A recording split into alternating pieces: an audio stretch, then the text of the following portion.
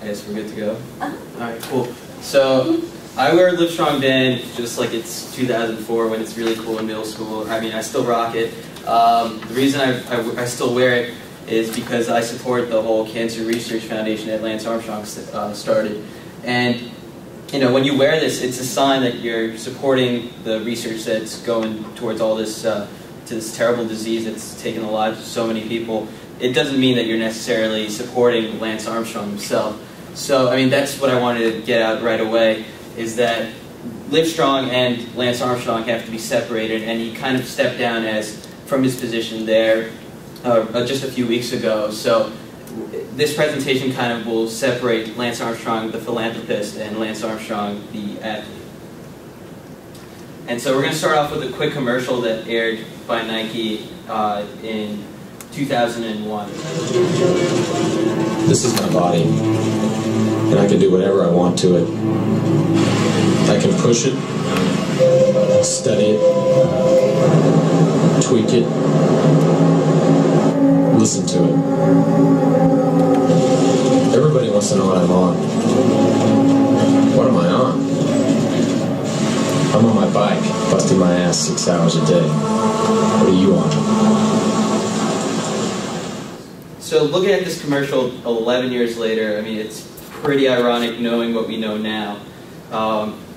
And in his book from 2001, he said, you know, the first 2 chapters, he talks about never giving up, and that's been his motto since his mom raised him when she had him at the age of 17.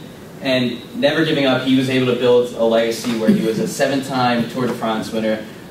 You know, he made millions off race winnings and sponsors like Nike, Oakley, and then he was the face of the Cancer Research Foundation. Some even went as far to call him an American hero, and he was up there with athletes like Babe Ruth and all these guys that have come from the 20s onward in sports. And that all came crashing down on October 22nd when Nike and then a few other companies started to drop him as their sponsor. And that's all because of the USADA, which stands for the United States Anti-Doping Association. And in a study that the survey that I distributed in class, I asked the students whether they were accusing him of steroid use or just if it was steroid use, and a lot of people answered true.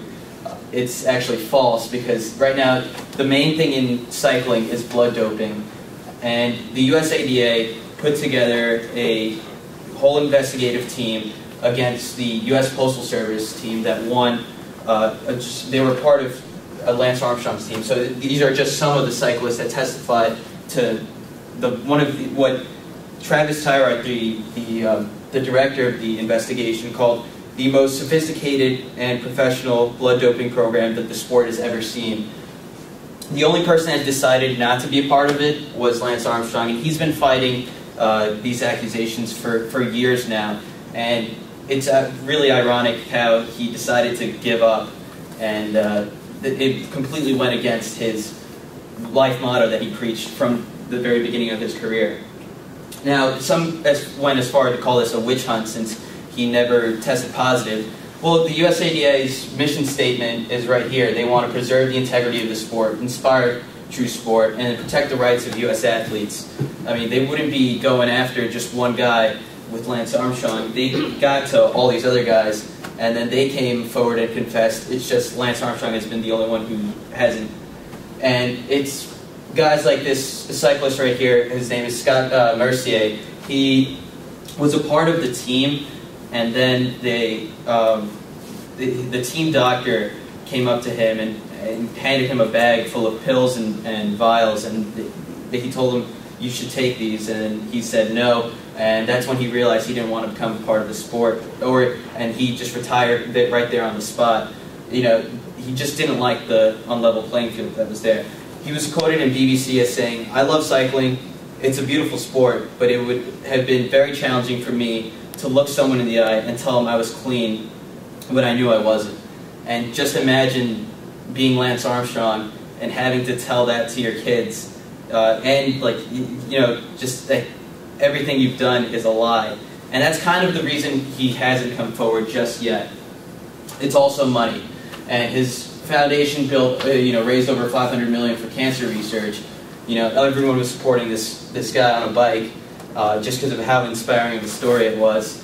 But Christine Brennan of USA Today spoke out in a column saying that just because he raised so much money, he has to be held to a much higher standard.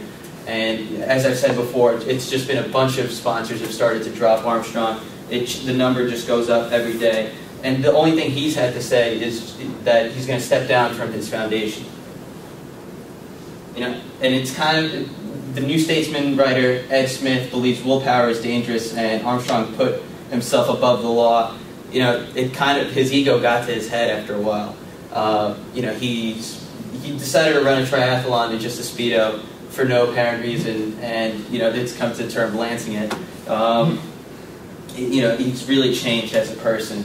His tweets, he went off Twitter for about 2 weeks, and then he comes out and says, "Alive and well in Hawaii." It's kind of a high haters tweet. And then from here, he tweets just a few days ago. He's cursing in tweets now. He's really changed as a person. He hasn't answered so many questions. So it's come to the part where you start to realize, is this guy a role model or is he not? And at this point, it's looking like he is guilty and he's got someone to look up to. Thank you.